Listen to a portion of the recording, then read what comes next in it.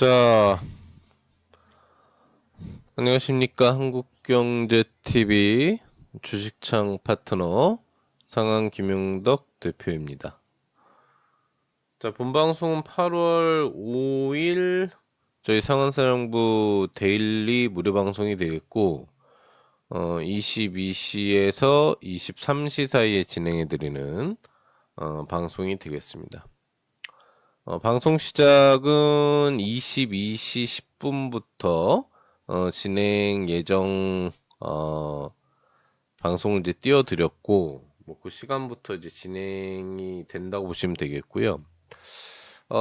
그리고 방송 주제는 여러분들이 뭐 제목으로 보셔서 아시겠지만 증시가 지금 급락을 했잖아요. 그래서 증시 급락 쇼크, 뭐 그 이유는 뭐 다들 아실 거고, 그리고 여기에서 살아남을 수 있는 매매법은 무엇이겠느냐, 이런 부분에 대해서 진행해보는 그런 시간이 되겠습니다. 증시가 상당히 좀 많이 빠졌습니다.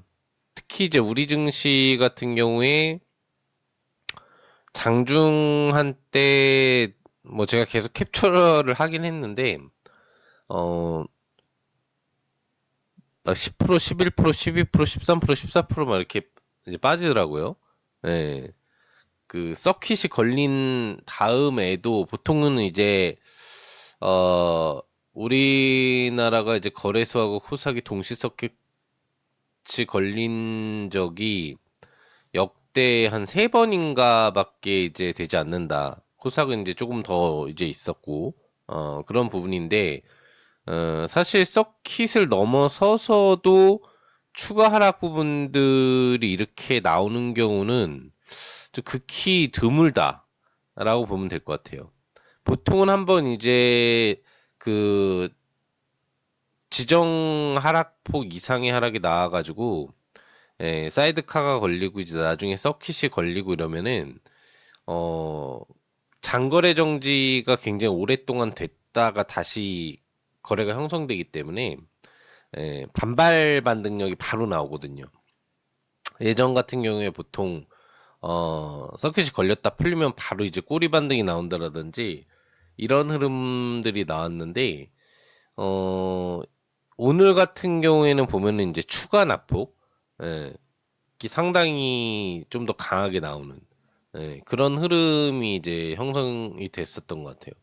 그래서 뭐 분봉 부분으로 본다면은 이제 오히려 서킷이 걸린 다음에도 추가 하락 강도들이 상당히 또 깊어졌었던, 예. 그리고 거의 낙폭 나온 수준의 추가 낙폭 부분들이 또 형성되는 그런 하락 흐름 부분들이 나왔다고 볼 수 있거든요. 예. 근데 이 하락이 계속 되고 또 추가적으로 이제 거래 정지를 시킨 다음에 풀었는데도 이제 시장의 회복력을 쉽게 주지 못했던 이유가 뭐냐라고 본다면, 외국인 투자자하고 기관 투자자의 어떤 적극적인 매매가 없었다. 그렇게 이제 볼 수가 있습니다. 음. 기본적으로 이제 그 거래소는 원래 매도가 나왔어요. 예.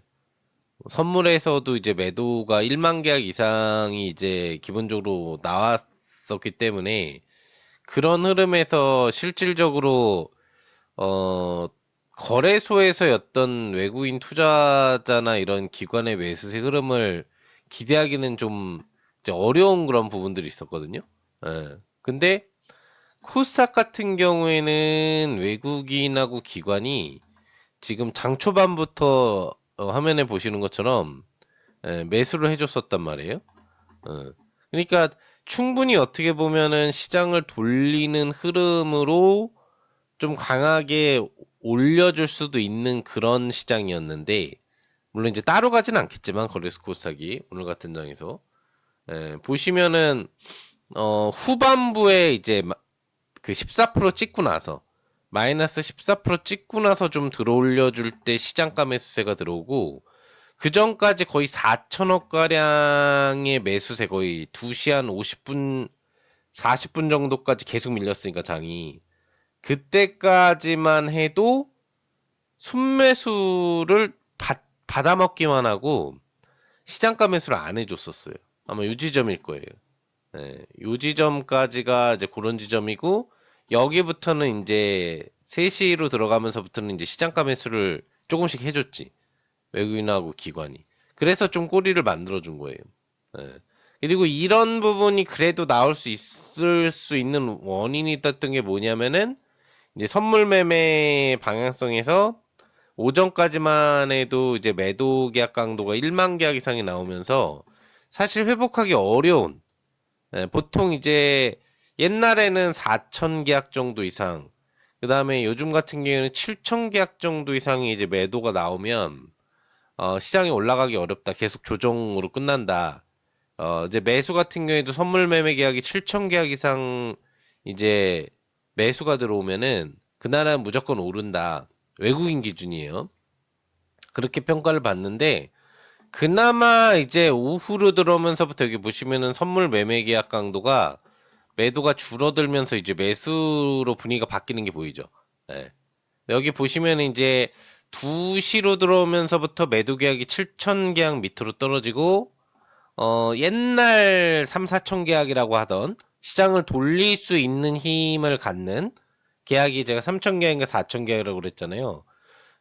그 시점이 되는 2시 50분. 예. 요때부터 이제 시장이 회복하기 시작한 거예요. 예. 선물 매매 계약이 그 최소 수준의 시장 회복 가능력을 보여주는 선물 매도 계약 강도 밑으로 줄어들으니까 그 뒤로 이제 대량 수매수 계약으로 전환이 됐죠. 예. 그러고 나니까 이제 시장가 매수가 들어온 거야. 외국인이. 그래서 시장이 그나마 꼬리를 준 겁니다. 그렇게 보시면 되고요. 그래서 코스닥의 시장가 매수는 그게 들어갔고 거래소 같은 경우에는 사실 뭐 매수세가 오전 초부터 매도가 들어왔기 때문에 이거를 갑자기 뭐 매수세로 돌리기에는 쉽지 않았겠죠.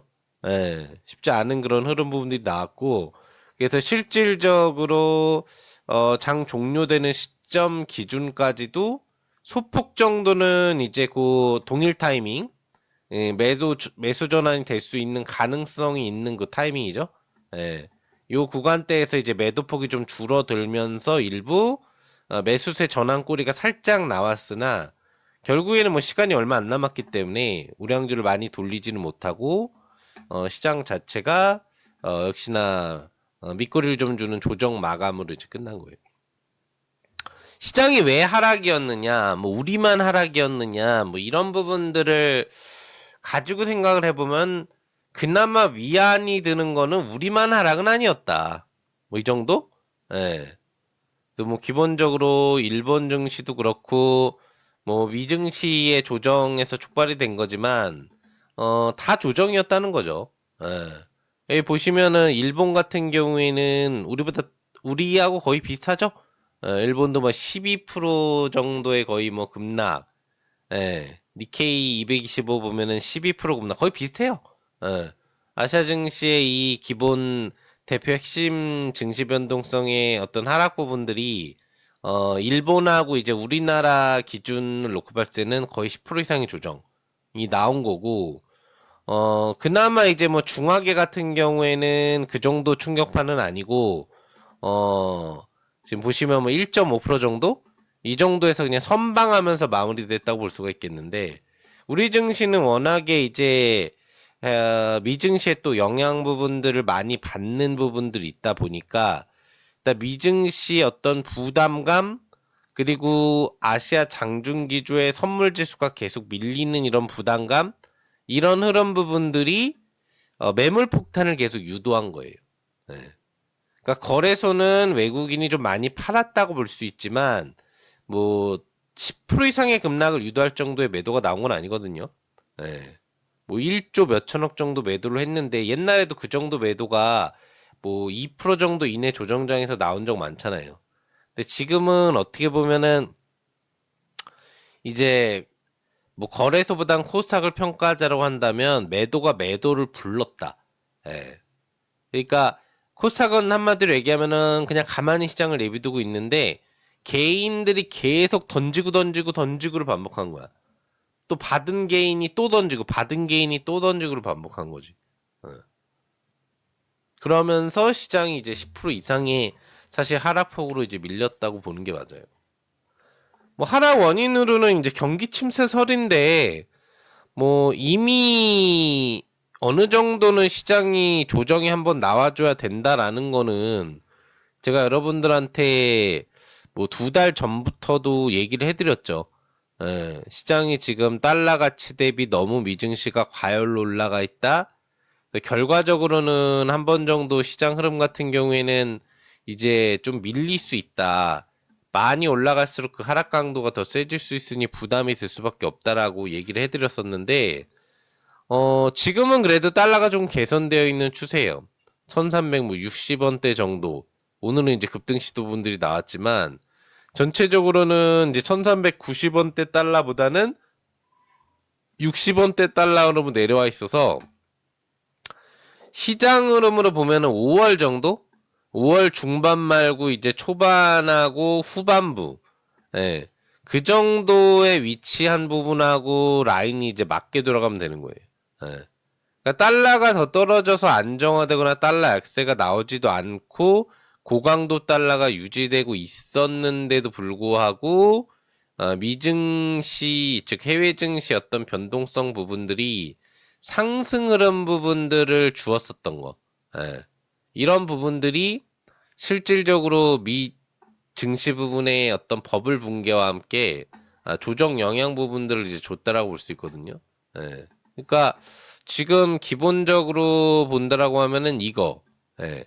이 흐름이 이제 버블이 생겼던 그런 지수 흐름이라고 보시면 될 것 같고, 그리고 지금 정상 범위의 시장 흐름 부분들을 비교를 해보면은 이제 지금 16,500포인트 정도, 예. 요 정도 흐름 부분이 평균치라고 보시면 돼요. 예, 버블 해소 관점에. 그리고 여기가 최소 수준, 여기가 맥시멈 하락이라고 보면 돼요.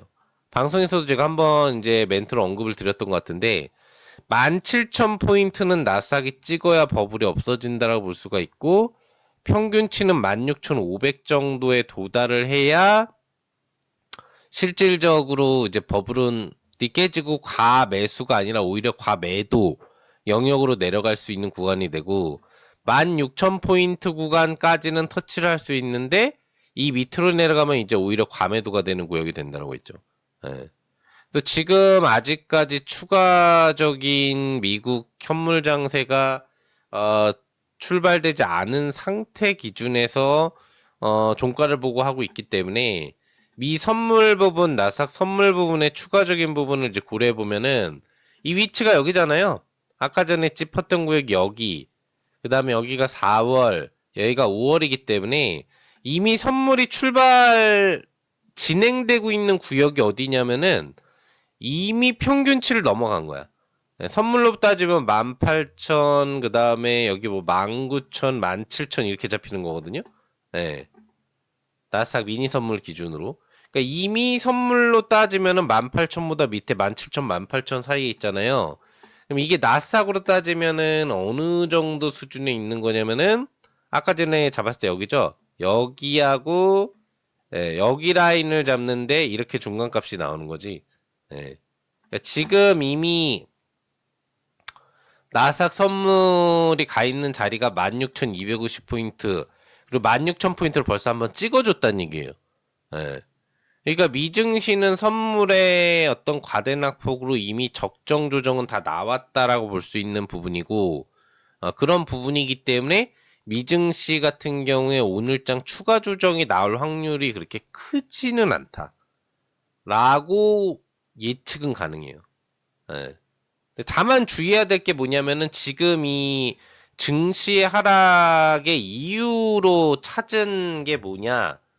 어, 원래는 지표가 약하게 나와야 미국 금리 인하가 된다라고 해서 경기가 선순환 구조를 보이는 때야 지표가 좋게 나와야지 지수 반등이 나오고 지표가 안 좋게 나오면 지수 조정 영향을 주는 거잖아요. 근데 고금리 상태다 보니까 이걸 역으로 봤단 말이야. 어, 지표가 침체 지표가 나와야 미국 FOMC가 금리 인하 결정을 빨리 해서 시작할 수 있고, 그래서 시장 유동성 공급 효과가 나와서 시장의 또 부양 효과와 함께 실제 이런 어떤 미국 기준이죠. 미국 국민층들이 좀 더 안정적으로 사회생활 할 수 있는 금리 구조로 내려갈 수 있다. 지금은 약간 고금리 수준이니까. 예. 그런 부분에서 지표의 인플레가 둔화되는 침체 지표가 나오는 거를 호재로 인식을 했는데, 이제 금리 인하가 막상 뭐 하반기에 진행된다, 9월에 될 수도 있다, 지표가 제가 저번 방송 보신 분들 뭐 아시겠지만 뭐 3연속, 4연속으로 좋아지고 있는, 못 보신 분들은 보세요. 예. 3연속, 4연속으로 좋아지고 있는 부분 때문에 뭔가 여기서 연속적인 게 나오면은 금리 인하 가능성은 열려 있다. 다만 지금 8월 지표, 9월 지표를 다 보고 나서 9월 금리 인하 가능성을 결정할 거기 때문에 아직 정해진 건 없다라고 얘기를 했잖아요. 막상 그런 분위기까지 이제 가서 금리 인하 가능성이 나오니까 갑자기 이미 주가 조정은 시작이 됐고 이미 버블 앤톤은 시작이 된 관점에서 지표를 바꿔서 이제 분석을 하는 거야, 월가가. 월가 이 분석가들이 지표를 이제는 좀 하락 지표가 나오면 전에는 호재, 그 증시가 올라간 거예요. 지금 이 몇 달 동안 증시가 이제 올라가고 버블이 생기고 이렇게 만들었던 게 지표가 안 좋았어. 예. PC 지표, CPI 지표, 고용 지표부터 시작해서 PMI 지표부터 시작해서 다 안 좋게 나왔어요. 안 좋게 나오니까 좋다고 하고 지들이 올린 거거든? 어.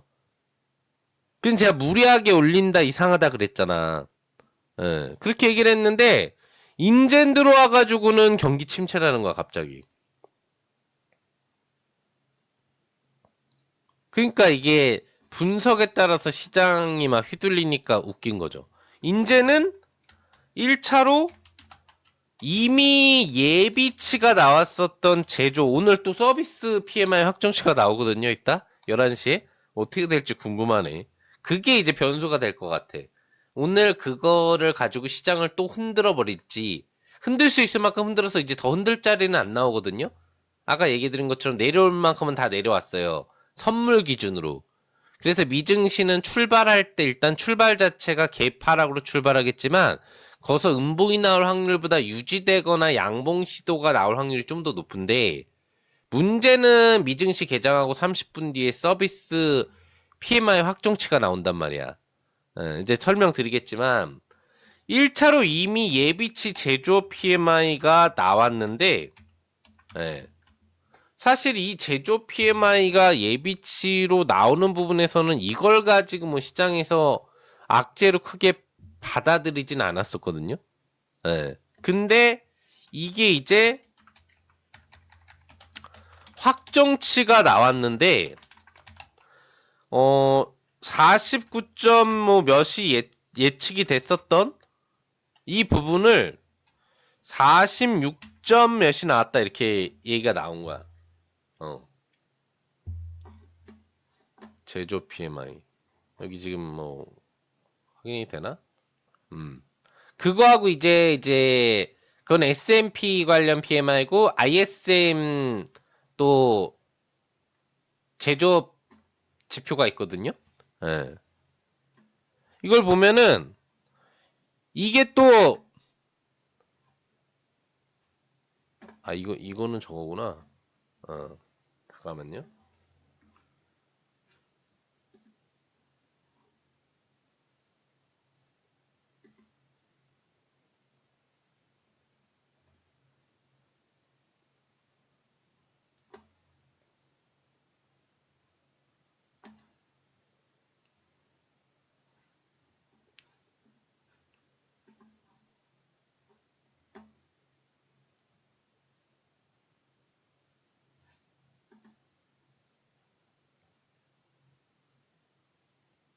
7월 3일 제조업.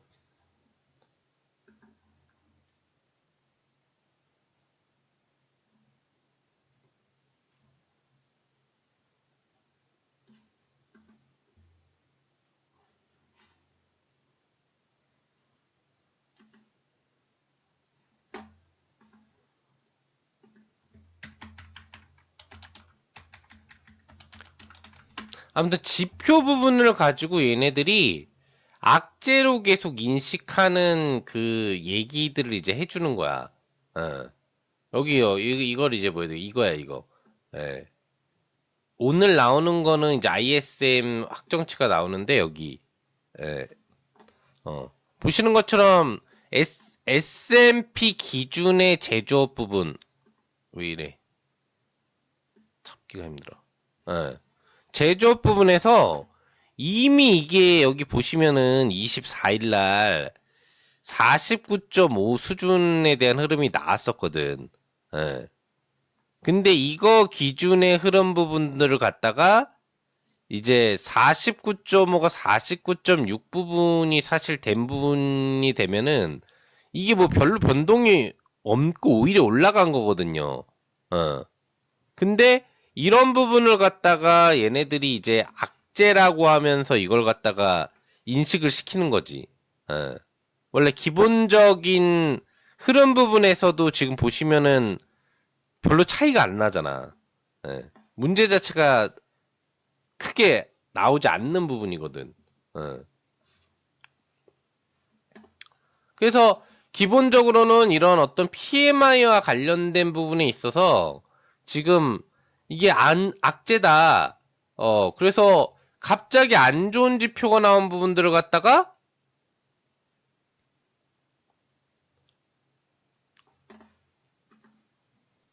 하락 흐름 부분들이 크게 나온 그런 부분으로 이제 인식을 하다 보니까 이것 때문에 1차적인 급락이 사실 미증시에서 나온 거예요. 예. 뭐 이제 지표를 하나하나 그렇게 다 찾아서 뜯으면 시간이 걸리니까 이게 이제 기사를 이제 보여드릴게요. 예. 여기 보시면 이것 때문에 예. 그 미국 7월 제조 PMI가 시장보다 뭐 안 좋아서 그랬다. PMI가 50 이상이면 확장, 제가 맨날 얘기해 드렸던 거. 50 미만이면 수축을 의미한다. 아까 제가 인베스팅 지표를 찾는데 미리 찾아놓은 게 아니라 찾다 보니까 원래 이 찾았던 게 확인이 제대로 안 돼가지고 지금 시간이 좀 걸렸어요. 예. 그것도 좀, 여기 조금 좀 이상한 게 있어, 지금. 지표 그 발표되는 인베스팅이 뭐가 지금 약간 에러가 나 있는 것 같은데. 그래서, 기본적으로 46.8이면 뭐 몇 달 만에 최저치라고 하는데, 이게 문제가 뭐냐면 여러분들, 최근에 1년 동안 미국 제조업 PMI 같은 경우에는 46.8 미만이 작년에 금리 인상을 하는 동안에도 3번 이상이나 나왔던 지표예요. 근데 그때는 왜 경기 침체 얘기 자체를 하지 않고 있었느냐? 어. 그때도 제조업이 굉장히 위축되고 있는데 그때는 이제 뭐 금리를 올리고 있고 인플레를 해소해야 된다 뭐 이런 구조 때문에 그런 얘기를 했다고 하는데 그때도 CPI라든지 뭐 이런 고용지표 수준이라든지 관련된 이 기본 지표들이 비슷했거든요. 뭐 CPI가 지금 뭐 3.0까지 뭐 내려와 있고 뭐 이러지만 그때 무슨 뭐 5.0, 6.0 뭐 이렇게 심각하지 않았단 말이야. 그때도 3%대였단 말이야, 어차피. 3%대 후반 정도, 중반 막 이렇게 왔다 갔다 그러고 있었단 말이야. 그러니까 그럴 때는 이거를 갖다가 46 정도로 나오는 걸 갖다 별로 신경도 안 쓰고 얘기도 안 하고 뭐 침체기도 없었는데 그리고 계속 좀 50 미만으로 나오면은 야 경기 수축이다 그럼 인플레가 개선되는구나 이 얘기를 하다가 이번에 갑자기 경기 침체라고 이거를 이제 바꿔서 얘기를 해버리는 거야. 네. 실제 나오는 전방위적인 지표 자체에 대한 흐름이 그렇게 차이가 안 나는데 그러니까 이제 그 실업률 있죠, 실업률. 예. 네. 실업률을 가지고도 원래는 4 6 8 미만이 작년에 금리 인상을 하는 동안에도 3번 이상이나 나왔던 지표예요. 근데 그때도 46.8 미만이 작년에 금리 인상을 하는 동안에도 4번 이상이나 나왔던 지표예요. 예. 실업률이 높아지면 호재. 그리고 신규 고용이 줄어들면 호재. 이거였잖아요. 예. 실업자가 많아져야 실업상 청구 건수가 많아지고 정상 돈을 받는 사람보다 더 적은 실업수당을 받는 사람이 많아져야 소비력이 낮아진다 뭐 이 얘기 아니야. 예. 실업률이 높아져야 그 실업자가 또 많아지고 그게 높아지고 있는 평균치가 보이는 거 아니야. 이게 호재였는데 제가 저번 방송에서도 제가 금요일은 어차피 뭐 그 야간 무료 방송을 개인 사정 일정상 진행을 하지 않았지만 그게 이제 변수가 될 거다라고 한국경제TV 그 성공투자 오중시에서는 또 얘기를 해드렸는데 이게 또 이제 실업률이 4.3%로 올라가고 그 다음에 신규 고용이 17만 명 정도를 예상했는데 또 이거보다 또 적게 11만 명인가 나왔어요. 근데 원래 정상적인 장세였다면 이게 대형 호재거든? 예. 실업률 4.3이어서 연준이 원하는 실업률, 연준이 원하는 신규 고용 감소, 임금 상승률도 조금 안정화됐다고 하고, 예전 같았으면 신고가를 올리는 호재가 되는 흐름이었을 텐데, 이게 또 위증시 조정을 유도해버린 거지. 그러니까 이제 기본적으로 경기 침체에 대해서 사람들이 점점 더 많은 얘기를 하고, 뭐 위증시 종료 이후에 또 주말로 들어오면서부터 그런 얘기들이 계속 퍼지고, 또 알파로 무슨 얘기가 나왔어요. 예.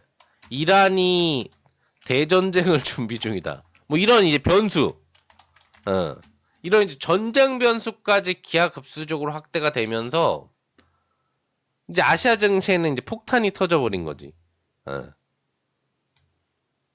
특히나 이제 미국 친화 쪽 부분의 국가인 일본하고 우리나라 쪽, 그런 쪽에 대한 매물 하락 폭탄이 많이 나온 거야.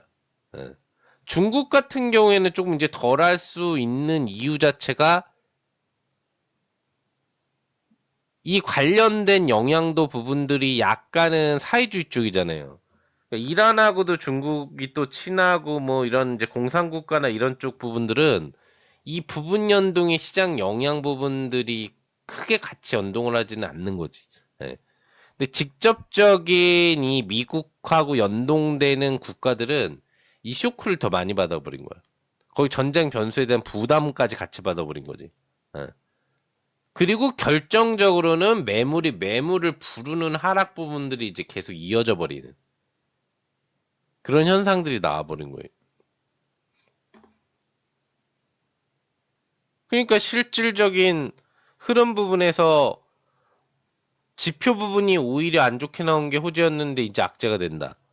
예. 그러면 너무 많이 이제 어차피 빠져서 과열은 이미 끝났고 정상 범위 수준에서도 조금 과매도된 상태로 지금 들어와 있거든요. 우리 증시는 뭐 당연한 거고 미증시도 지금 양봉 나오잖아요. 미증시 자체도 선물이 이제 과매도 국면 수준으로 들어가는 구간대에서 벌써 출발을 해버린 거예요. 예. 그러니까 지금 보시면은 제가 아까 얘기했었던 17,000에서 16,000포인트 사이. 그러니까 지금 16,000포인트 밑에서 출발을 해버리니까 미선물이 밑에서 출발해버리니까 그걸 위로 지금 올리려고 양봉이 나오잖아 자연스럽게. 이게 당연한 현상인데 예, 적정 수준의 이상 매도 출발을 하면은 복귀력이 나오는 게 당연한 현상이니까 나오는데 문제는 뭐냐면은 이제 23시에 또 나오는 이제 지표들이 있다는 거지. 관련돼서 이제 뭐가 나오냐면은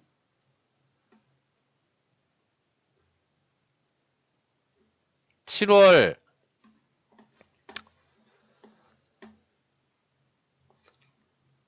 미국 서비스 구매 관리 지수, 예, 이 실제 확정치 부분하고 그리고 여기 보시면 아까 봤었던 비제조업 관련된 구매 확정 지수. 예.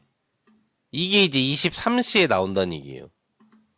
그러니까 지금 미증시가 출발하고 지금 회복력을 갖추고 있는데 관련돼서 지금 이 또 추가적인 지표들이 이제 나오는데 이 지표들이 만약에 경기 수축 국면에 대한 지표로 또 발표가 나오거나 아니면은 뭐 예상치, 뭐 서비스 구매 지수에 대한 예측치 같은 경우에는 뭐 56 기준으로 예상치가 나오고 이제 확정치가 나오는 거다 보니까 소비자 구매 지수다 보니까 이거는 뭐 크게 문제가 없을 것 같은데, 예. 관련된 비제조 PMI 지표와 관련된 이 실제 지표 발표가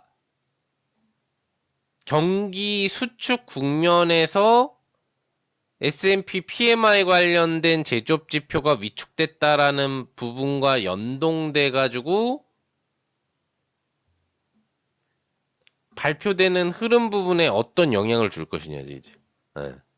이게 또 만약에 수축으로 나왔는데 그래서 또 수축 악재다라는 부분에 대한 흐름 부분들이 나오게 되면은 그러면 또 사실 밀릴 수도 있다는 얘기잖아요. 그죠? 예.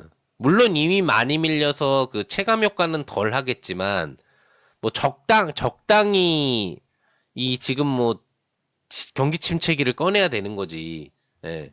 왜냐면은 경기 수축 국면으로 발표된 흐름 부분들은 그 전에도 많이 있었거든.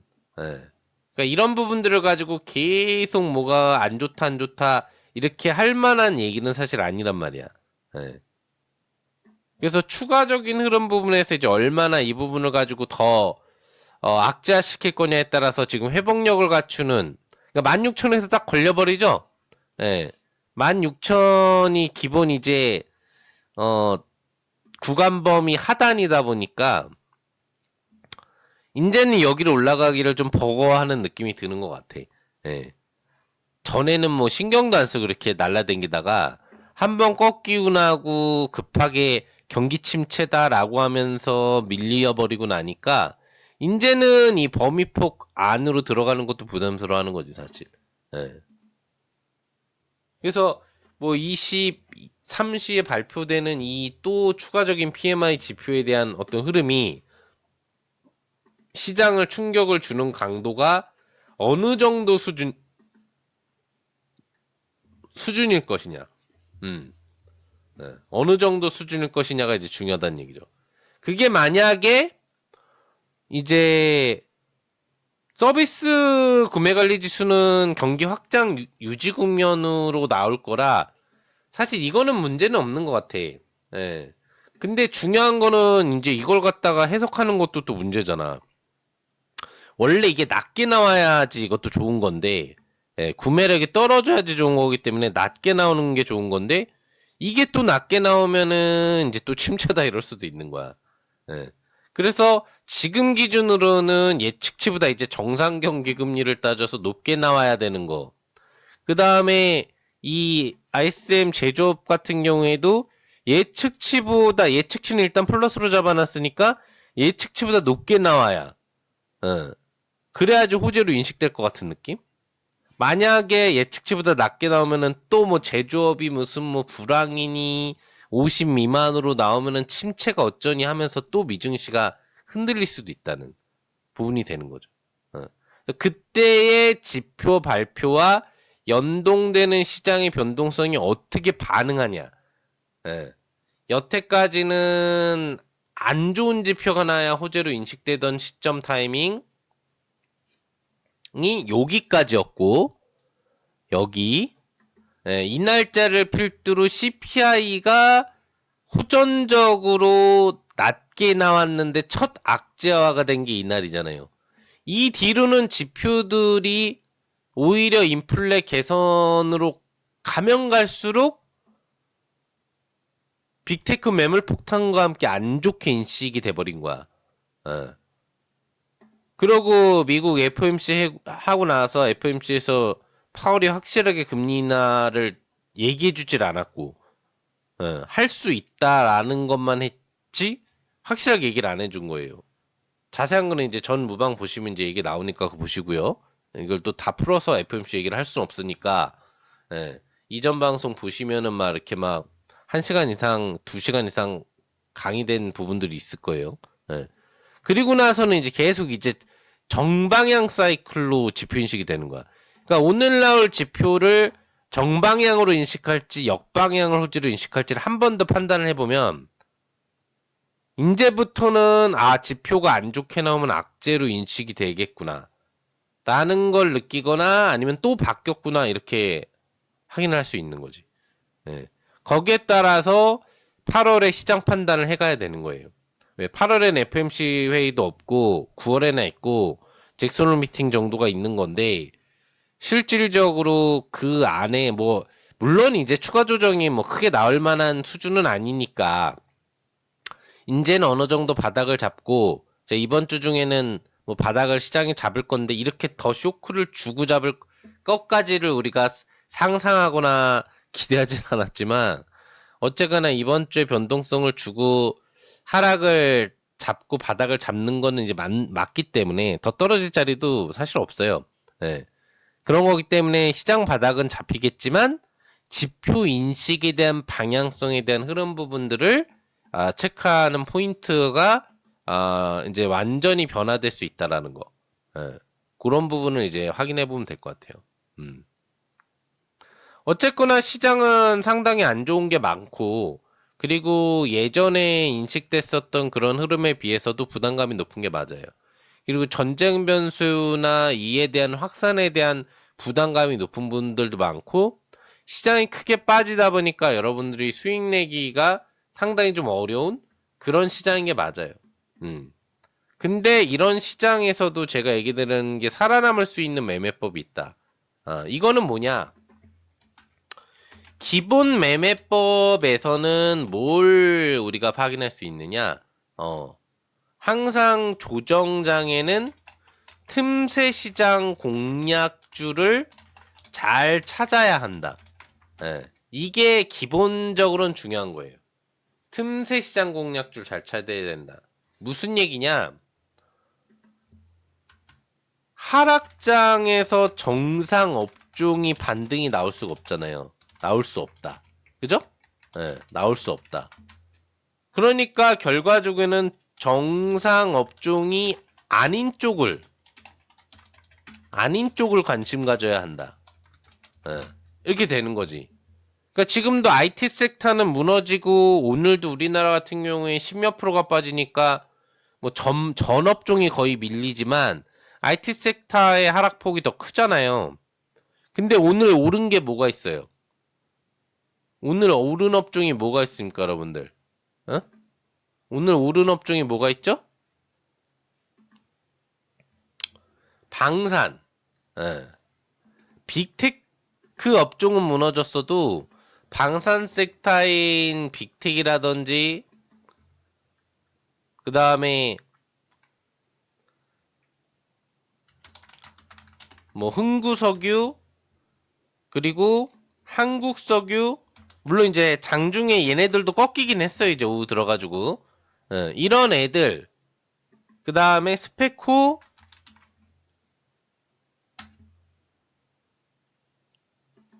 그리고 슈니드 이런 애들 대표적인 방산 애들 이런 애들이 반등이 나오잖아.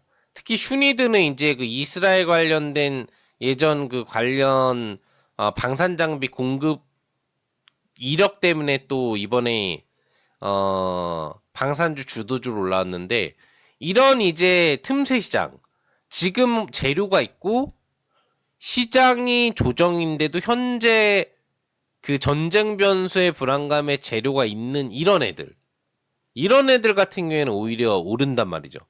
물론 정상업종이 오를 때는 이런 애들이 이제 좀 내려올 수 있겠지. 예. 그러니까 이런 걸 찾는 부분들이 중요한 거야. 이런 걸 매매하는 게 중요한 거고 사실. 근데 제가 여러분들한테 저번 주 대박 천국 방송을 통해서도 제가 핵심적으로 강조한 분야가 어디예요?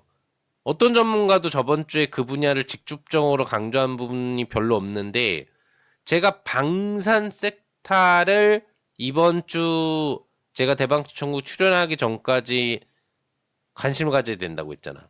왜? 언제든지 이란이 이스라엘을 공격할 수 있는 재료가 생겼고 반드시 한 번은 공격할 거기 때문에 움직이지 않았을 때나 조금 움직였을 때 공략을 해놓으면 수익 내기가 쉽다고. 예. 그걸 가르쳐 드렸던 것들이 다 바닥 구간이잖아. 예. 움직이기 전 초입 이런데. 그러면 이만큼의 파동들을 그냥 이런 급락장 속에서 즐길 수 있었던 거지. 예. 짧게 보는 빅텍으로 봐도 뭐 스페크를 보더라도 이만큼의 파동. 그죠? 예. 장하고 반대로 올라가잖아요. 휴니들을 보면은 이만큼의 파동. 그죠? 그 다음에 이미 변동성이 한번 나왔었던 한국석유나 뭐 이런 애들도 이만큼의 파동을 먹을 수가 있었던 거야. 그쵸? 예. 제가 여러분들한테 수요일날 방송하는 날짜 기준 다음 날이 8월 1일부터니까. 그러니까 이런 틈새 시장에 대해서 여러분들이 지금 방송에서도 간간히 업종 이슈를 할 때 알려드리고 드리지만 그런 부분에 대해서 시장과 무관하게 수익 날 수 있는 부분에 대한 공략을 할 수 있어야 된다는 얘기지. 어. 근데 여러분들이 만약에 그거를 못한다. 예. 야, 나는 뭐 알려줘도 거기서 뭘 사야 될지 모르겠고 뭐 대놓고 빅텍만 사도 급등시도 뭐 한두 번만 나와도 10% 먹긴 쉽다 했는데 10% 정도 먹긴 쉽게 나왔잖아요, 파동이. 예. 뭐 물론 이제 스페쿠나 이런 애들이 더 잘 가서 더 거기서 높은 수익이 나왔겠지만 근데 여러분들 이런 틈실장 관련돼서 장세모간에 올라갈 수 있는 분야를 알기만 하면 수익 낼 수가 있는데 그걸 잘 모르겠다라고 하면 어떻게 하면 된다? 제가 저번 무료 방송에서도 얘기했어요. 저희 사령부에서 관련돼 가지고 이 방산주 섹터에 대한 매매를 할 거다. 그러니까 여러분들이 만약에 방산주에 대한 섹터 매매를 하기 어려울 것 같으면 들어와서 같이 하면 된다. 어. 라고 얘기를 해드리면서 저희가 지금 하고 있는 매매 중에 시가 공략주라는 게 있거든요. 전체 매매 중에서 저희 클럽에서. 근데 보시면은 시가 공략주는 오전 시가에 떠가지고 뭐 짧으면 9시 반 10시 사이에 뭐 늦으면은 오전장 안에 급등할 수 있는 이런 애들을 시가에 공략해 보자는 거잖아. 이런 부분에서 지금 방산주를 위주로 공략을 했단 말이에요. 예. 여기 보시면 8월 5일 시가 공략주 오늘이죠 당장. 오늘 장이 뜨자마자 급락 출발을 하는데도 저희 클럽에서는 시가 공략주로 빅텍하고 한국석유를 줬어요. 근데 보세요. 방산주는 오늘도 후반부에는 이제 약해졌지만 오전에는 또 변동성이 나왔다는 얘기야. 빅텍 시가 공략을 5,250원 했으면 5,490원까지만 가도 이 단타를 노리는 것만 해도 4.6%. 그리고 한국석유를 갖다가 오늘 또 한 번 공략이 들어간 건데 공략하자마자 보면은 이렇게 시가 공략하고 나서 튀어가지고 얘도 4% 이상의 수익을 내는 거야. 이렇게 정말 쉽고 빠르게 그냥 뭐 1시간 범위 내에 막 4, 5% 정도 많으면 1, 20% 정도 수익을 장이 이렇게 되더라도 이제 낼 수가 있다는 얘기지. 네. 물론 오늘 같은 경우에 공략할 수 있는 사실 분야는 방산밖에 없는 거예요. 누가 봐도 오늘 급락이 나올 건 알고 있었어. 미증시를 보고 조정이 나올 건 알고 있었어. 이 정도의 10몇 프로 급락이 나올 걸 예상한 사람은 별로 없었을 거야. 저도 그 정도의 하락은 예상하지 않았으니까. 아, 뭐 한 3%, 4%, 5% 정도급 조정은 나올 수 있는 날이구나. 그리고 이제 장 중간에 움직이는 거 보고 야, 이건 장 조정이 더 깊어지고 있구나. 이런 거지. 기본적으로 오늘장 조정은 다 누구나 예측을 했어. 그러면 그럴수록 방산주를 공략을 하면은 수익을 낼 수 있다는 거를 인지를 했으면은 공략을 하면 되는 거야. 근데 인지를 못했다면은 저희 사령부의 이 시가 공략주를 따라서 시가 공략주만 공략해서 수익을 낼 수가 있기 때문에 매매를 했으면 여러분들이 이렇게 오늘도 방산주를 통해서 수익을 낼 수 있는 거지. 근데 이 한국석유는 재밌는 게 8월 1일 날에도 시가 공략주로 공략을 했던 종목이야. 명문제약하고 같이. 근데 명문제약은 이날 시가 공략을 해가지고 6.7% 정도 수익을 냈는데 한국석유는 이날 움직임이 조금 덜 해가지고 유지가 그냥 되고 끝났어요. 플러스로. 예. 그리고 다음날 보시는 것처럼 이제 20% 급등이 나오는 거야. 어. 이렇게 시가 공략주이면서 연동돼가지고 방산 쪽 섹터 부분에 대한 공략이 같이 들어가다 보니까 수익 부분이 시장이 떨어지는 거하고 무관하게 이렇게 계속 터져 나오는 거지. 예. 그러니까 만약에 여러분들이 1차적으로 이런 조정장이 계속 나오진 않을 거예요. 예. 않을 거지만 뭐 조정장이 나오건 조정장이 안 나오건 저희 클럽 시가 공략주의 승률은 굉장히 높다. 그리고 또 공략해서 그날 바로 변동성을 노리면서 수익을 빠르게 챙기고 다시 현금화할 수가 있는 매매를 대부분 하는 거기 때문에 이런 시장 하락의 리스크를 회피할 수 있는 매매 속성으로도 어느 정도 자리 잡는다라고 볼 수가 있어요. 예. 그래도 지금 보시면은 8월 1일 시가 공략주 말고도 명문제약, 그다음에 7월 31일도 오성첨단 소재 공략해가지고 지금 시가에 공략해가지고 오전 11시 타이밍까지 9% 수익. 그죠? 그 다음에 29일에서 30일 사이는 시가 공략주 매매를 하지 않았고, 전주 24일에서 26일 3일 연속으로 들인 시가 공략주도 보시면 이렇게, 예, 한국 BNC 10%. 이 같은 경우는 이제 우크라이나라 마리아나 트렌드지. 시장이 떨어지고 있으니까 어쩔 수 없어요. 시장이 떨어지는 거에 영향을 받지 않는 미 대선 트렌드나 또 대선 트렌드가 거의 다 움직였으니까 새롭게 생긴 방산 트렌드. 이렇게 트렌드를 계속 이동하면서 매매를 할 수 있는 안 좋은 시장에서는 틈새 시장 공략, 좋은 시장에서는 본업종 공략을 할 수 있는 매매를 여러분들이 자체적으로 길러주시면 좋은데 그런 매매 부분들이 되지 않는다라고 하면은 틈새 시장 매매 공략을 못 찾는다라고 하면 제가 방송에서도 방산주를 이미 알려드린 거지만 직접 그런 부분들을 여러분들한테 이런 시가 공략주로도 매매할 수 있게 도와드리는, 예, 저희 상한사령부 상한 단기 스윙 클럽 들어오시면 도움을 받을 수 있다는 얘기예요. 예. 뭐 보시는 것처럼 1차로 많은 분들이 가입을 해 주셔서 2차 앵콜 특별 프로모션으로 지금 가격 22만 원에 저렴하게 여러분들 운영해드리고 있거든요. 예. 그러니까 여러분들 뭐 제 페이지 가입 안내나 뭐 이런 쪽으로 그냥 확인을 해주셔도 돼요. 예. 1668에 뭐 4363인데 여러분들이 직접 찾아서 아무튼 들어오시면 매일 시가 공략주를 여러분들한테 드린다. 그것만 매매해도 사실 수익 나는 데는 지장이 없어. 월화수목금이면은 월화수목금을 다 드리기도 하고 아니면은 뭐 수목금을 드리거나 월화수를 드리거나 한 3일 정도는 드려요. 아무튼. 예. 그럼 그거를 시가 전에 미리 문자를 드리니까 시가에 공략을 해가지고 그 시가 공략주 매매법에 따라서 대응을 하면 되는 거야. 어. 그리고 반등 부분이 나오면은 반등 부분을 노려서 수익을 최대한 즐기면서 파시면 되고 하락 부분이 만약에 나오게 될 경우에는 지정 리스크선이 있어요. 그 리스크선만 이탈 안 하면은 유지하고 있다가 이렇게 꼬리들도 나오거든요. 네, 올라가는 부분에서는 이제 차익 실현은 언제든지 해도 되잖아. 플러스가 날 때는. 그러면서 먹어가는 거지, 매일. 예. 이런 식으로 여러분들이 따라 하시면 이렇게 하루에도 10% 20%씩 급등하는 시가 공략주도 나오고 적으면 한 4% 5%, 그다음에 적정 수준으로는 이렇게 뭐 한 7%에서 10% 정도? 예, 이 정도의 매매 수익을 낼 수 있는 시가 공략주들이 거의 매일 제시가 되니까 이런 매매들을 따라 하시면 좋다는 얘기지. 그게 차선책인 거야.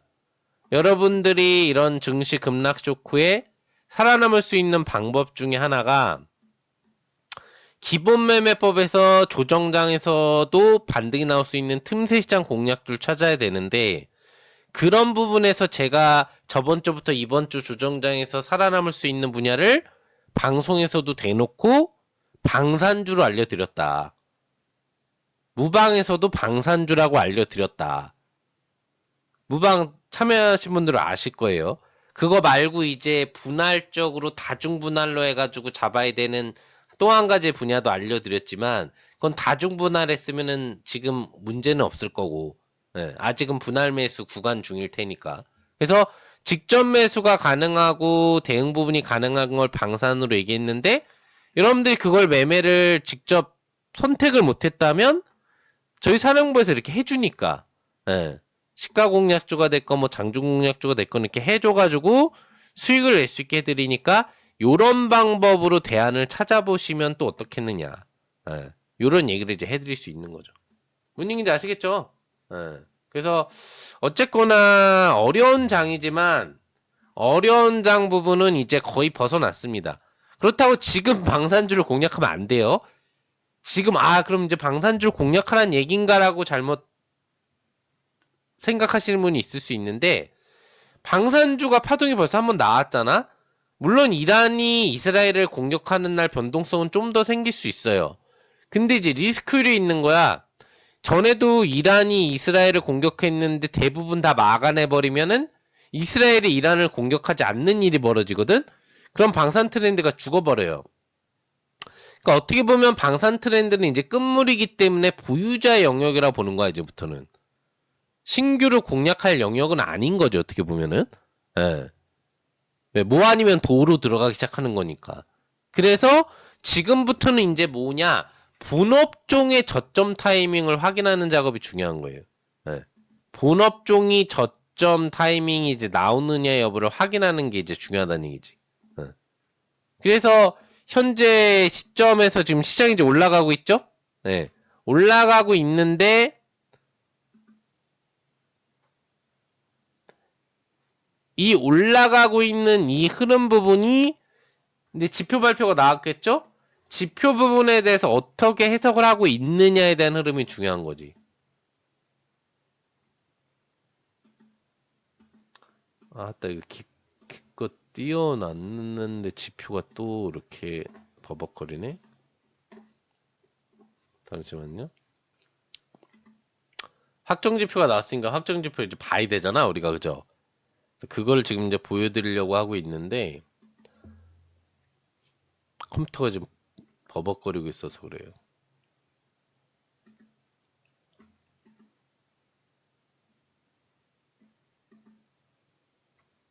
야, 타이밍이 참 절묘하긴 하다. 그쵸? 지금 좀 방송하고 뭐 창을 몇 개 띄우지도 않았는데 이게 이렇게 돌아가 버리네? 어메? 뭐야 이거? 잠깐만요. 다시 뺄까? 오늘 뭐가 잘 안 되네 이게. 잠시만요. 이걸 다시 올려드리고 이거 보면은 창이 이런 식으로 나와버리네. 이게 그죠? 무슨 광고식으로 뭘 지금 앱을 뭐 하라는 식으로 이런 식으로. 제가 지금 원래 띄워놨던 다른 그 원달러고 나사기고 다 없애버렸는데 그럼 지표로 이렇게 보여드리지 말고 어차피 발표가 나왔을 테니까 나온 걸 이제 보면 되지 뭐.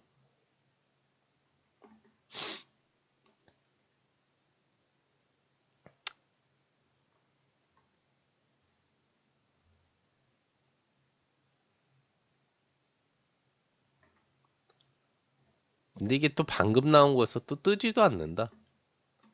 예. 어쨌거나 아무튼 그거 뭐 굳이 보지 말까요 그러면 이제? 예.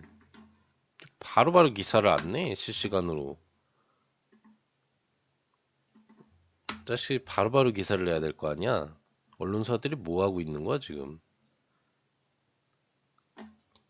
가장 최신 기사가 20분 전에서 여긴 나왔네. CBC 뉴스. 얘네가 좀 착하네요.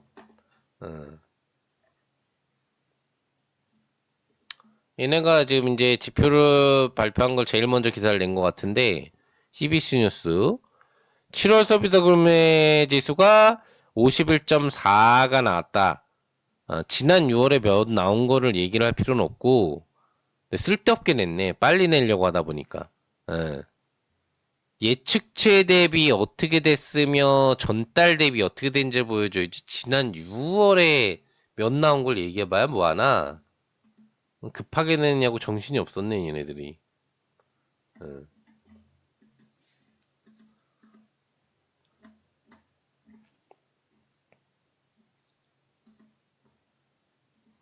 자, 얘는 이제 어떻게 하나 보자. 오케이, 여기 얘가 그나마 이제 조금 더 정상적으로 얘기하네요. 7월 미국의 비제조업 분야의 경제활동을 측정하는 주지표인 미국 이 구매관리 지수가 51.4로 발생됐다. 예상치와 일치했고 전월 대비 상승한 결과를 보여준다. 전월에는 48.8이었다. 예.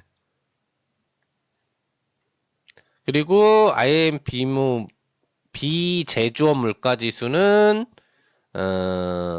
57.6으로 예상치 56을 상회했다.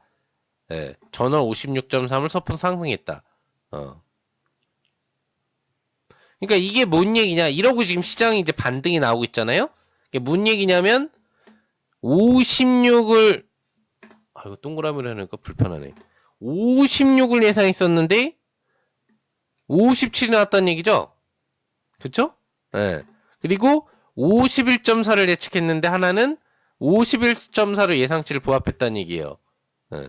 그리고 전달에 나왔던 수치 대비 제조업이 올라갔다. 그러니까 경기 수축에서 경기 확장이 됐다.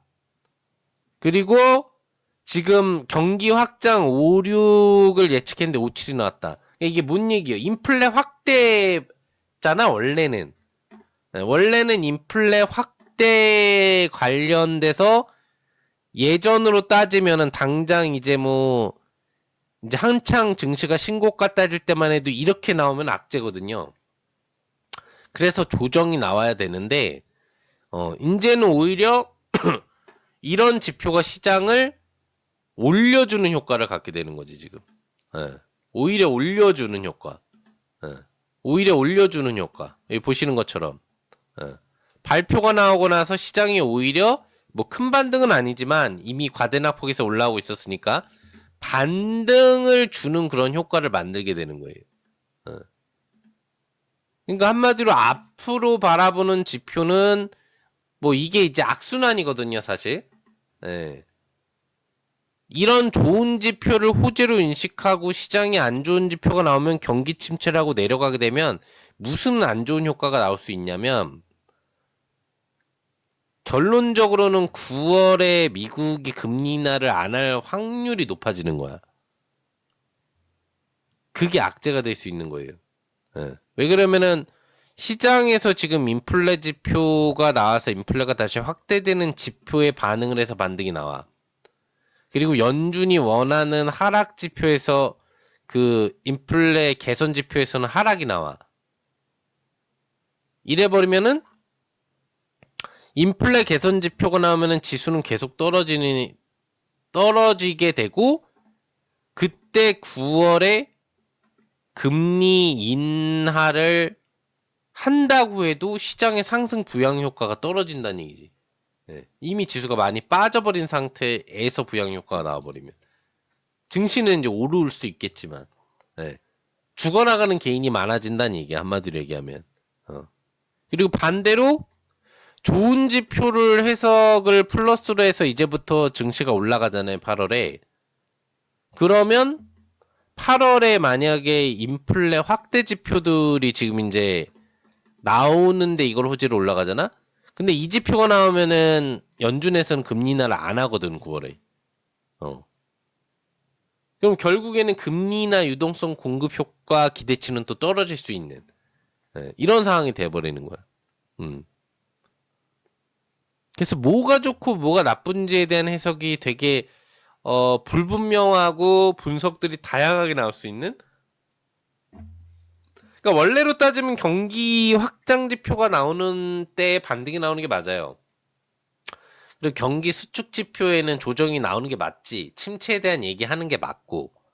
근데 제가 얘기하는 건 뭐냐면은 이 시점에 갑자기 경기 침체 지표가 나왔느냐 안 나오다가 계속 경기 확장 지표가 나오다가 경기 수축 지표가 갑자기 이때 돌출적으로 나와서 시장을 뺀 거냐 그게 아니란 얘기야. 작년에도 올해도 근접 기간까지도 경기 수축 지표인 50 이하 PMI 제조업 서비스 지표라든지 아니면은 인플레가 개선되는 수준의 지표들은 중간중간에도 나온 적이 많단 말이야. 그러니까 수축 지표지. 한마디로 침체를 유발한다라고 보는 지표. 근데도 시장은 계속 올라갔어. 근데 왜 굳이 지금 와가지고 그거를 경기 침체다냐고 강조하고 있냐 이거지. 갑자기. 네. 그러니까 한마디로 얘기하면은 결국에는 과열을 시킨다라는 관점으로 좋게 해석을 할 수도 있는 거고 나쁘게 해석을 하면은 일부러 시장을 금리 인하 전에 빠뜨려 놓게 하려는 월가의 의도가 있었다. 그렇게 이제 나쁘게 보면 나쁜 짓을 했다 얘네들이. 우리나라에서 기사를 그렇게 낸 게 아니잖아요. 월가 애들이 그렇게 내면서 매물 폭탄을 쏟아내면서 차익을 정당화시킨 거니까 그런 부분에서는 이제 월가의 이제 분석하는 부분과 거기에 대해서 매매 대응을 하는 게 나빴다. 뭐 평가는 그렇게밖에 못하지 뭐. 결론을 내려드리면 뭐 시장은 이제 이번 주 중으로 저렇게 경기 확장 지표 부분이 나왔음에도 주가가 밀리지 않고 있잖아. 그러면 이제 인플레 지표가 나오는 부분 자체가 뭐 크게 악재화되지 않는다라고 보면 되는 거죠. 그리고 이미 과열이 해소가 됐기 때문에 뭐 앞으로 발표하게 될 뭐 CPI라든지 뭐 이런 부분들이 솔직히 차이가 그렇게 많이 나지는 않을 거거든. 그리고 이번 달 CPI는 조금 올라갈 거예요, 여러분들. 3.0을 맞추거나 3.1이 나오지 2점대로 안 들어갈 거라고 보고 있기 때문에 그게 뭐 2점대로 들어가서 시장을 또 내리게 만들 이유는 없을 거야. 그래서 전체적으로는 이번 주에 좀 진폭은 더 있겠지만 시장이 바닥을 잡는다 쪽으로 그리고 반등 전환이 나온다 쪽으로 해석을 하는 게 맞고 아직은 시장이 그렇다고 막바로 V자 반등이 나올 분위기는 아니잖아. 너무 낙폭이 컸기 때문에 바닥을 잡아주고 간다라고 봐야 되기 때문에 그런 흐름에서 본다면 조금은 더 틈새 시장 쪽을 관심을 가져야 되는데 방산 쪽은 좀 주의를 이제 하면서 가야 되고 그거 아닌 틈새 시장 쪽 애들이 또 있어요. 그런 쪽을 조금은 더 공략을 하면서 단기 매매를 활용을 한다. 지금 당장 매매를 하는 관점에서는. 그리고 이제 조금 시간이 지나면 정상 업종에 대한 매매를 하면서 정상 수익 파동을 노린다. 이런 식으로 매매 대응을 해가시면 될 것 같아요. 아무튼 오늘 지표 발표까지 좀 더 짧게 하고 끝내려다가 11시 지표 발표까지 확인을 하고 좀 매끄럽지 못했지만 진행이 이러면 지금 인터넷 그 창 뜨는 거라든지 이게 좀 버벅거리면서 그 페이지 자체가 버벅거린 것 같아요. 제가 보니까 그 페이지가 정상적으로 이제 뜨지 않고 뭐 이제 로딩이 돌다가 광고하면 전체 광고 앱을 대신 활용해 봐라 라고 뜨는 거 보니까 접속자가 아마 폭주를 했을 거야. 그래서 그랬던 것 같아. 인베스팅 쪽에 지표 확인하려고 접속주가 폭주하다 보니까 서버가 버퍼 이제 이게 트래핑이 몰리면서 긴급 화면을 이제 모바일은 괜찮다. 모바일로 확인해라. 뭐 이런 식으로 화면을 돌리는 화면 같은 게 이제 나온 거겠지. 그래서 우리가 뭐 기사 쪽으로 확인을 했지만 미리 화면을 띄워놓은 것 자체도 이제 확정치 발표 나오는 걸 볼 수 없게 만들어 놨으니까 어쨌거나 경기 확장 국면을 오히려 호재로 인식하는 흐름이었기 때문에 둘 다 확장에 부합이 나왔는데 장이 안 빠지고 오히려 좀 올라서 유지한다는 얘기는 이제부터는 기본적으로 침체 지표보다는 안정 지표가 나와야 시장이 안정화되는 분위기다라는 거로 우선은 파악을 하면서 가시면 된다는 얘기지. 그리고 이런 시장 조정에 살아남을 수 있는 틈시장 공략주를 잘 찾는 작업이 중요한데 그게 여러분들이 혼자 하기 좀 어려울 것 같다라고 하면은 앞서서 이야기해드렸던 것처럼 저희 사령부에서 시가 공략주만 매매를 해도 장이 뭐 오르건 떨어지건 간에 계속 수익 낼 수 있는 매매를 지금도 해드리고 있으니까 요런 부분만을 활용해도 여러분들한테는 이제 남는 수익을 충분히 낼 수 있는 그런 남는 클럽이라는 거죠. 예. 그래서 그런 부분으로 시가 공략주에 대한 매매를 위해서 뭐 들어오시는 조건도 나쁘지 않고 또 진행을 하면은 지금 뭐 확정 기준이지만 저희 클럽이 또 19전 19승 확정 고승률 클럽이잖아요. 추가 승전보는 이제 21거래일 19전 19승이고 아직 추가 승전보를 이제 추가적으로 19전 19승 이후로 이제 확보해내지는 않은 상태지만 이제 이런 부분을 통해서도 8월에 또 추가 승전보들이 계속 나올 거란 얘기지. 예. 그래서 기본적인 장중 공략주 그리고 조금 더 쾌속 매매로 장세 무관하게 이제 계속 단기 베팅으로 장중 단타를 노리는 시가 공략주로 충분히 효과를 볼 수 있는 예, 그런 여러분들이 혼자서 매매하기 어려운 지금 8월이라고 느낀다면 저희 상한 단기 스윙 클럽에 뭐 1668에 4363번 또 제 이제 파트너 페이지라든지 이런 데 들어오면 이제 가입할 수 있는 방법 있으니까 그 뭐 연락처나 직접 웹가입, 모바일 가입을 통해서 얼마 안 되는 이제 22만 원에 2차 앵콜 이벤트 진행 중이니까 1차 앵콜 때 참여하셨던 분들은 뭐 계속 따라 하시면 되고 2차 앵콜 이벤트 아직 가입하지 못하셨던 분들은 참여하셔서 매일매일 좋은 수익 좀 챙겨가시면 좋을 것 같아요. 아무튼 오늘도 시가 공략주는 악재장 속에서도 좀 성공을 했다라는 거. 예, 그리고 이제 또 뭐 내일도 시가 공략주를 제시드리겠지만 또 시장이 어떻게 되건 한 5%에서 한 20% 사이 수익 정도 낼 수 있는 종목 뭐 적으면 한 개 많으면 평균적으로 2개 정도는 또 내일 시가 전에도 매매 사인이 들어갈 예정이니까 따라오고 계신 분들은 계속 어떻게 따라 하시면 되는지 아실 테니까 매매 따라 하시면서 대응하시면 되고 아직 저희 상한 사령부 클럽 가입 안 하셨던 분들 중에 혼자 하기 어려운 분들은 오늘부터라도 저희 상한 단기 스윙 클럽에서 상한 김용도 파트너와 함께 한번 출발해 보신다면 좋은 수익 만들어 가실 수 있지 않을까 그렇게 생각을 하면서 오늘 방송은 이렇게 마무리해 보도록 하겠습니다. 그래도 오늘도 뭐 거의 뭐 1시간 좀 넘게 방송이 좀 진행된 것 같고 평소보다는 조금 그래도 살짝 짧게 1시간 정도 방송 하면서 마무리해 보도록 할게요.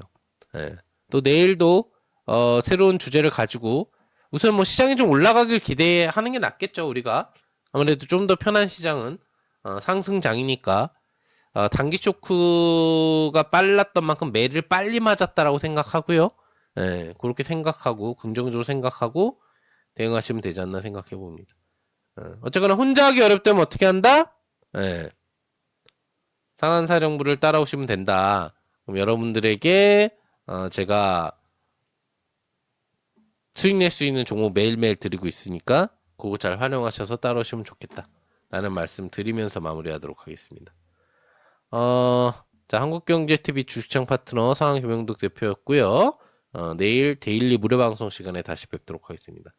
오늘 참여해주신 모든 투자자 여러분들 수고하셨고 이번 주도 성공 투자 다들 하시길 기원 드리도록 하겠습니다.